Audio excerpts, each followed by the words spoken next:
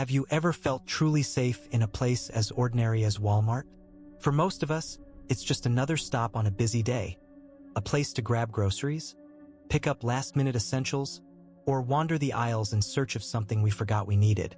The bright lights, the familiar layout, the steady hum of shoppers and cashiers all blend together to create an atmosphere of routine and comfort. It's easy to believe that nothing bad could ever happen in a place so public, so familiar.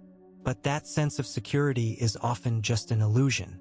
Most people never expect their worst nightmare to begin in a place like this, until it does. The truth is, horror doesn't care about location. It can find you in the most mundane settings, lurking just out of sight, waiting for the perfect moment to shatter your peace. Tonight, you'll hear 3 stories that will make you question the safety of your next shopping trip. These are not urban legends or distant rumors. They are true accounts of terror that unfolded in the aisles, parking lots, and back rooms of America's most familiar store.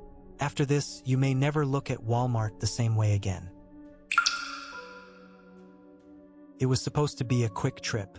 I'd finished work late and stopped by Walmart on my way home, hoping to avoid the crowds. The store was nearly empty, the fluorescent lights casting long shadows across the polished floors.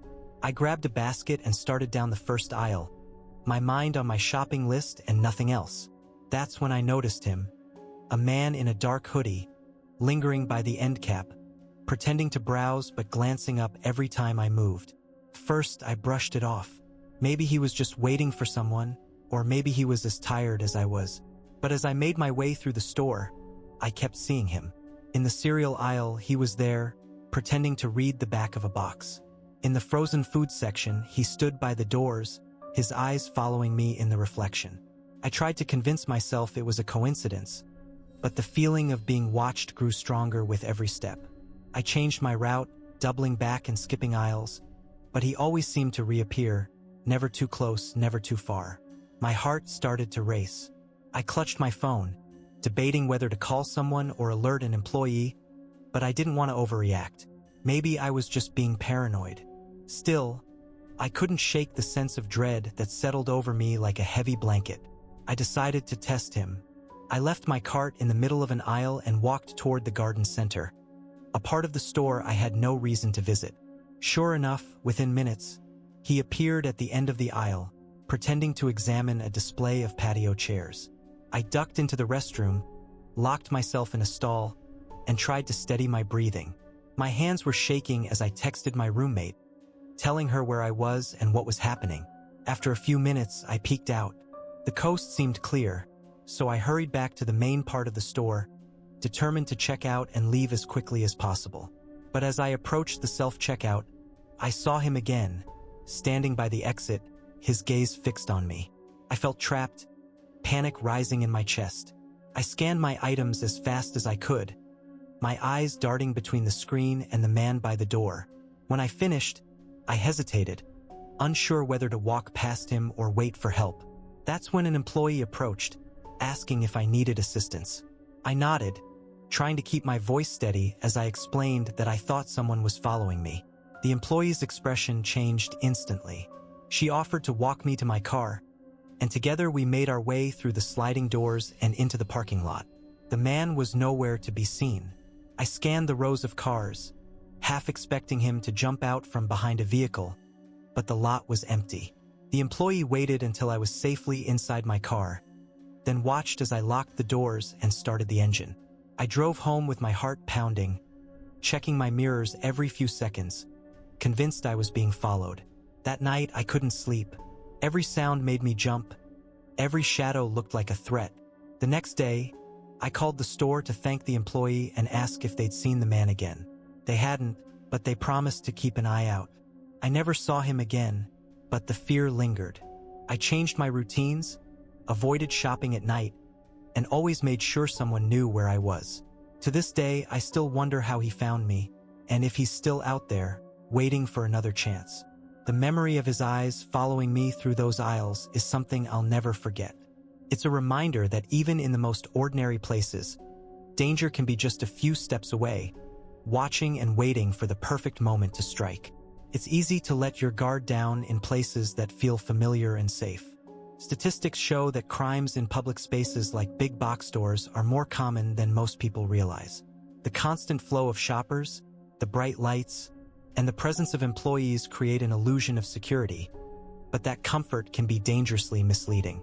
In reality, predators often choose these environments precisely because people are distracted, trusting, and less likely to notice when something is wrong. We assume that being surrounded by others will protect us, but sometimes the crowd only makes it easier for danger to blend in. The unsettling truth is that you never really know who's watching or what their intentions might be. The next story proves that sometimes the scariest moments happen when you least expect them. It's not just about being watched. It's about how quickly the ordinary can turn into a nightmare. It was a Saturday afternoon, and the store was packed.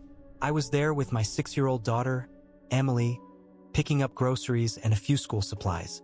She loved coming to Walmart, always eager to help push the cart or pick out her favorite snacks. I kept her close, holding her hand as we navigated the crowded aisles. For a moment, I let go to grab a box of cereal from the top shelf. When I turned back, Emily was gone. At first, I thought she just wandered a few steps away, maybe drawn to the colorful display of toys nearby. I called her name, expecting her to pop out from behind a rack with a giggle. But there was only silence. My heart started to race as I searched the surrounding aisles, my voice growing louder, more desperate. Shoppers glanced at me with mild curiosity, but no one seemed to have seen her. I rushed to the front of the store, frantically asking employees for help. They paged her name over the intercom and called for a code Adam. But the minutes dragged on with no sign of my daughter. Every second felt like an eternity. I retraced my steps, searching every corner, every display, every restroom. The staff tried to reassure me, but their faces betrayed their concern. The store's security footage was checked, but the cameras only showed Emily walking out of frame, vanishing into the sea of shoppers. Panic set in. I imagined every worst-case scenario, my mind racing with fear. I begged strangers for help, describing her clothes, her hair, her bright pink shoes. Some offered to search, others just shook their heads and moved on. The police arrived, asking questions I could barely answer through my tears. Had I seen anyone suspicious? Had Emily ever wandered off before? I could only shake my head, numb with terror. Hours passed, and the store slowly emptied. The staff did their best, but the trail had gone cold. There were no witnesses, no clues, nothing to explain how a child could disappear in a place so crowded, so public. I clung to hope, refusing to leave, convinced that Emily would come running back at any moment. But as night fell and the lights dimmed, reality set in. My daughter was gone. Days turned into weeks, and the search continued. Flyers were posted, news stories aired, and volunteers combed the area, but Emily was never found. The police followed every lead, but each one ended in heartbreak. The store's security footage was reviewed again and again, but it offered no answers, just a single moment where my daughter slipped out of sight, swallowed by the crowd. Some questions are never answered, and some families never recover from what they lost in those aisles. I still visit that Walmart sometimes, hoping for a miracle, searching for a familiar face in the crowd. The pain never fades, and the fear never leaves.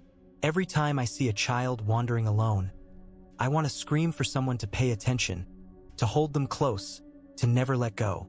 Walmart is just a store to most people, a place to shop and move on with their day. But for me, it's a place frozen in time, haunted by the memory of a single terrible moment. I replay it over and over, wondering what I could have done differently, how I could have kept her safe. The truth is, horror doesn't always announce itself with a scream. Sometimes, it slips quietly into your life, leaving you with nothing but questions and a pain that never heals. Have you ever lost sight of someone you love in a crowded place? Even for just a moment? The panic that sets in is instant and overwhelming. A cold rush of fear that makes your heart race and your mind spiral through every worst-case scenario. Most of us are lucky. Those moments end with relief, a quick reunion, and a promise to never let go again. But for some, the story doesn't have a happy ending. and the questions never stop haunting them. It's easy to believe that tragedy only happens to other people in other places, but the truth is, it can happen to anyone, anywhere, at any time. The next story will take you even deeper into the unknown. If you think that was disturbing, the last story will make you question what really happens after hours, when the lights go down and the store is left in silence. Working the night shift at Walmart was supposed to be easy money. The store was quiet, the aisles empty, and most of the time, the hours crawled by in peaceful monotony. I'd been on the job for a few months, stocking shelves and cleaning up after closing, when things started to feel off. It began with small things, items out of place, strange noises echoing from the back rooms, and the feeling that I wasn't alone, even when the cameras showed the store was empty. One night, as I was restocking the toy section, I heard footsteps behind me. I turned, expecting to see a coworker, but the aisle was empty. The footsteps continued, slow and deliberate, always just out of sight. I tried to laugh it off, blaming my imagination and the eerie silence of the store after midnight. But the feeling of being watched only grew stronger. A few nights later, I found a trail of toys leading from the shelves to the employee break room. At the end of the trail was a single old-fashioned doll, its eyes fixed on the door. I asked my coworkers if they were playing a prank, but they all denied it, their faces pale and uneasy. That night, the security cameras glitched, and the lights in the back of the store flickered on and off for hours. The strangest incident happened when I was taking out the trash behind the store. The loading dock was deserted, but I heard whispering coming from the shadows. I called out, but no one answered. Suddenly, the heavy metal door slammed shut behind me, locking me outside. I pounded on the door, my breath fogging in the cold air, until a manager finally let me back in. He swore he hadn't touched the door, and the security footage showed it closing on its own. After that, the atmosphere changed.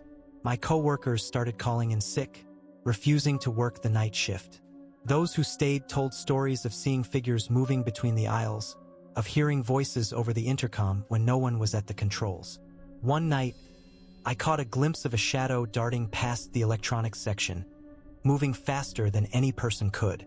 I tried to follow, but it vanished into thin air. The final straw came when I was alone in the break room, finishing my shift. The lights flickered, and the temperature dropped suddenly. I heard footsteps approaching, slow and heavy, and the door creaked open. For a moment, I saw a figure standing in the doorway, tall, featureless, and impossibly dark. I couldn't move, couldn't speak, frozen in my chair as the figure seemed to stare straight through me. Then, just as suddenly, it was gone. I quit the next day, unable to shake the feeling that something in that store was watching, waiting, feeding off the fear of those who stayed after hours. Some say the store is still haunted by what happened that night. Others believe the real danger is still inside, waiting for the next shift. I don't know what I saw, but I know I'll never work the night shift again. And I'll never look at Walmart the same way. These stories are a stark reminder that even the most ordinary places can hide extraordinary dangers. The aisles you walk, the faces you pass, and the routines you trust can all become the backdrop for nightmares you never imagined. How safe are you really in the places you trust most? The next time you step into a Walmart, remember that not every horror story is fiction. There are countless more stories like these, some too disturbing to ever be shared. Sometimes the scariest moments happen when you least expect them, in the places you thought you knew best.